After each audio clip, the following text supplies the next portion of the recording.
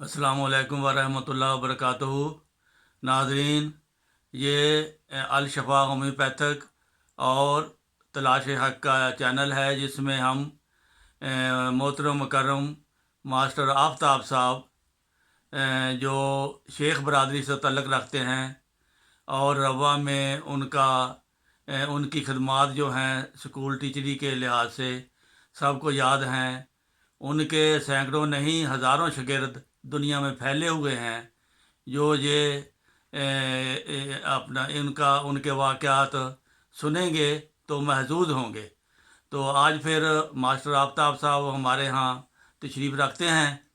मैं इनसे दरख्वास्त करता हूँ कि आप जो अपने वाक़यात सुना रहे हैं उससे आगे दोस्तों को आप अपने हालात व वाक़यात बताकर ईमान अफरोज़ वाक़यात बताएं।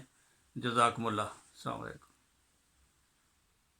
जी जी अस्सलाम वालेकुम वरहमतुल्लाहि वबरकातुहू। जी आज मैं दोबारा हाज़िर हुआ हूँ डॉक्टर नासिर अहमद साहब के पास। ये ईमान फरोज़ वाक़यात और अपने शफा के जो तरीक़ा इलाज है वो बयान करते हैं। तो आज मैं दोबारा हाज़िर हुआ इनके पास, तो अपने वाक़यात बयान करूँगा। तो हमने जो ख़त्म किया था वो यहाँ तक था कि हस्त खीवा में जो ज़मीन ली गई थी वो इस तरह छूट गई। तो उसके बाद जब फुरकान फोर्स बनी है तो उसमें भी खलीफतुल मसीह सानी ने रज़ी अल्लाह ताला अन्हो ने वालिद साहब का इंदराज किया और वालिद साहब को कश्मीर में भेज दिया। तो ये लोग उस वक़्त भी खलीफतुल मसीह सानी ने मेरे इल्म में जो बात है कहा था कि अब कश्मीर पर कब्ज़ा कर लो वरना मुश्किल होगा। और वो अब तक पूरी हो रही है कि कश्मीर जो है वो इंडिया के कब्ज़ा में है, लेकिन पाकिस्तानियों को अभी तक नहीं मिला। जो दुआ करते हैं कि पाकिस्तानियों को मिल जाए तो बेहतर है। इसके बाद फिर इसके बाद अल्लाह ताला के फजल करम से सन 53 आ गया। तो 53 में भी वालिद साहब को बहुत सारी तकालीफ का सामना करना पड़ा, तो जंगलों में सोना पड़ा। तो उसके बाद फिर अल्लाह ताला ने आहिस्ता आहिस्ता कुछ रहमो करम किया तो हालात बेहतर हुए। तो वालिद साहब ने सरगोदा के ज़िला में मरूलियाँ वाला एक, उस वक्त ज़िला सरगोदा होता था, तो उस इलाके में एक मरूलियाँ वाला गांव है, वहाँ बाग लेने शुरू कर दिए। तो वहाँ भी एक टीचर जो था स्कूल का, उसका नाम मास्टर अब्दुस्तार था। तो वो इनके ज़रिए तबलीग हो गए। तो उन्होंने जब बैत कर ली तो वहाँ भी तूफ़ान बदतमीज़ी खड़ा हो गया। लेकिन अल्लाह ताला का ऐसा फजल है कि वहाँ भी अल्लाह ताला ने अपनी मेहरबानी की और वहाँ के नंबरदार जो थे वो मोहम्मद अकरम और मोहम्मद अफजल, दो भाई थे, हंजरा थे। उन्होंने कहा शेख साहब अपनी जानें बचाएं, आपका बयाना जो है, आपके बयाने जिन जिन्होंने बाग खरीदे हुए हैं वो आपको मिल जाएंगे। तो उस मास्टर अब्दुस्तार का तबादला उसके गांव भेरा में नहीं हो रहा था, तो अहमदी होने की वजह से उसका तबादला भेरा में कर दिया गया कि ये काफिर हो गया। तो वालिद साहब अपने घर आ गए। जब घर आ गए तो जब लोगों ने बाग खरीद के वो बाग दोबारा बेच लिए, तो उन्होंने बयाने की रकम जो थी नंबरदारों ने, राजा वो अकरम और अफजल दोनों भाइयों ने इकट्ठी की और वालिद साहब को साबिला इल्म में पहुँचाई। तो उसके बाद अल्लाह ताला के फजल करम से हम 106 चक शुमाली में भाग लेते थे। तो उधर भी ऐसे ही एक झगड़ा पैदा हुआ कि ये मरजैया भाई ने बयाना दे दिया, कोई 5,000 रुपया बयाना दे दिया। बाग एक मुरबा माल्टा था। जब बयाना दे दिया तो वो आदमी को पता लगा कि ये तो अहमदियों वो बेईमान हो गया और उसने झगड़ा पैदा किया। लेकिन अल्लाह ताला के फजल करम से वहाँ के नंबरदारों ने भी वो पैसे हमें वापस लेके दिए कि ये इंसानियत नहीं है तुम्हारी। तो अल्लाह ताला इस तरह हमारी मदद करता रहा है। तो सन 74 जब आया तो उस वक़्त हमारे गांव में फिर तूफ़ान बदतमीज़ी उठा। तो लोग जो इकट्ठे होके नंबरदार की बैठक में बैठे हुए थे और एक लड़का शरारती पैदा हुआ। उसकी उम्र कोई उस वक़्त 20-22 साल थी। उसने दस्ती बम बनाया और उसने कोशिश की कि हमारे घर की तरफ वो बम फेंका जाए। लेकिन जब उसने घूम के वो बम हमारे घर की तरफ फेंकने की कोशिश की तो वो बम वो चौधरी मोहम्मद हुसैन की बैठक में चला गया और वहाँ बैठक के बाद थड़े पे चला गया गर्मियों में।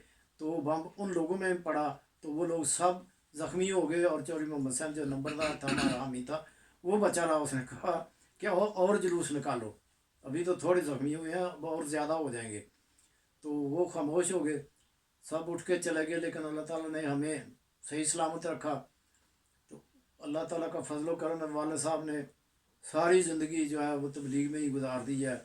तो मास्टर अब्दुल साहब का तबादला वहाँ से हुआ, तो अब मास्टर अब्दुल साहब वहाँ से अपनी ज़मीन फ़रोख्त करके कुथोवाड़ी जो ज़िला गुजरांवाला में है, नहीं गोजरा में है, तो उस जगह पे उन्होंने अपनी ज़मीन ले ली है और इधर आ गए हुए हैं। वो अब भी कहते हैं कि मैं अब अमन में हूँ, वहाँ तो कोई हाल नहीं था। तो ऐसे मार साहब, एक आदमी आपके गांव में अहमदी भी हुआ था, उसका क्या वाक़या है? आज ही एक आदमी चौरी मोहम्मद यकूब चट्ठा साहब थे, वो हमारे गांव में रहते हैं। तो वो हमारे अब्बा जान के ज़ेरे तबलीगी थे, तो उनके बच्चे मेरे पास ही पड़े हुए हैं। लेकिन जब सन 76 आया तो मेरी वालदा की वफ़ात हो गई। मेरी वालदा की वफ़ात होने के वक़्त हम कब्रस्तान में जब कब्र निकालने लगे, 2-4 आदमी कब्र निकालने के लिए गए, वो भी गैर आमदी थे। तो एक चट्ठा पार्टी है, उसने वो कब्र बंद कर दी कि आपने इन कब्रों में नहीं दफन कर सकते। हालांकि वहाँ मेरी चची, मेरा दादा, मेरी दादी और मेरे बहन भाई भी उधर ही दफन है, काफ़ी रिश्तेदार। उन्होंने कहा जी अब हमने नहीं दफन करने देना। तो मैं चला गया नंबरदार के पास।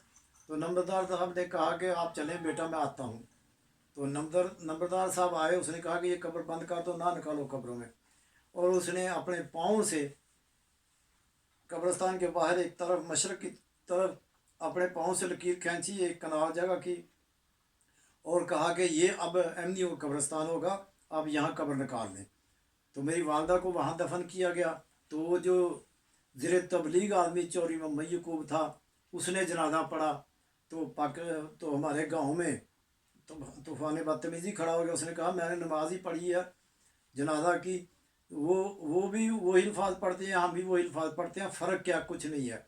लेकिन बहुत ज़्यादा उसकी मुखालफत हुई, तो उसने 1-2 महीना छोड़ के फिर रबवा में गया। रबवा में जाकर मिर्ज़ा ताहिर अहमद साहब को साथ लेकर, उस वक्त खलीफतुल मसीह राबे को साथ लेकर हज़रत खलीफतुल मसीह सालिस के हाथ पर बैत कर ली और वो अहमदी हो गया। जब अहमदी हुआ तो उसकी और ज़्यादा मुखालफत होगी, यहाँ तक कि उसकी बीवी जो थी वो भी उसकी मुखालफ हो गई। उसने कहा कि मैंने आपके घर में नहीं रहना, मैंने अपने मेके चले जाना है। तो वो अपने मेके चले गई। उसके भाई बहन उसको साथ लेके इधर आए। तो चौधरी यकूब साहब ने कहा कि अब मेरे 3 बच्चे और एक बच्ची है, बड़े हैं, इसने रहना है तो रहे, नहीं तो चली जाए। उसने कहा नहीं मैं रहूँगी। वो रह गई। तो 1 महीने के बाद ये वाक़या हुआ कि वो जब दूसरे कमरे में, वो कमरे में सोने नहीं देती थी, चौधरी साहब बैठक में सोए हुए थे और वो दूसरे कमरे अंदर से कुंडी लगा के सोई हुई थी। तो रात को पीट रही है कि मुझे बचाओ, मुझे मार गए, मुझे मार गए, मुझे मार गए। तो जब उसके बच्चे भी उठे, उसका खामद भी उठा, तो अंदर से कुंडी लगी हुई थी। दरवाज़ा खोलने की कोशिश की, ना खुला। तो चौधरी साहब ने हथौड़ा लेके वो दरवाज़ा तोड़ा, तो देखा तो अंदर कोई आदमी नहीं है। जब अपनी बीवी को देखा, उसको समझाया, तो उसकी कमर को देखा तो उसकी कमर पर लाशें ही पड़ी हुई थी। ये वाक़या हज़रत खलीफतुल मसीह राबे को भी बताया चौधरी यकूब साहब ने, तो उन्होंने भी किताब में दर्ज किया। फिर भी ये औरत अपनी मुखालफत से बाज ना आई अपनी खामद की। तो महीना 1.5 फिर गुजर गया। तो महीने के बाद चौधरी साहब को एक ख्वाब आया कि एक बंदरिया है जो मेरी नाफ में उंगलियां डाल के मुझे तंग कर रही है।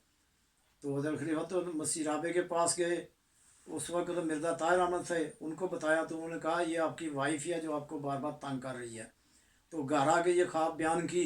तो उस दिन से वो मोमन हो गई और अपने वाक़यात पे शर्मिंदा हुई, और उसके बाद उसने कोई मुखालफत नहीं की। जज़ाकुमुल्लाह हकमुल जज़ा। मार साहब, आपने बहुत ईमान फरोज़ वाक़या सुनाया कि सोते में ख्वाब में औरत को जब सोटियां लगती हैं तो बाद में जब देखते हैं तो वाकई वो सोटियों के निशान होते हैं। ये एक बहुत बड़ा निशान है अहमदियत की सच्चाई का। अल्लाह ताला सुनने वालों को और ये वीडियो देखने वालों को भी तलाश हक़ में तलाश हक़ की तौफ़ीक़ अता फ़रमाए। अस्सलामु अलैकुम व रहमतुल्लाहि व बरकातहू। नाज़रीन, अभी ये सिलसिला ख़त्म नहीं हुआ। इंशाअल्लाह आइंदा किस्त में और दूसरे वाक़यात आपको सुनाने की कोशिश करेंगे। अस्सलामु अलैकुम व रहमतुल्लाहि व बरकातहू।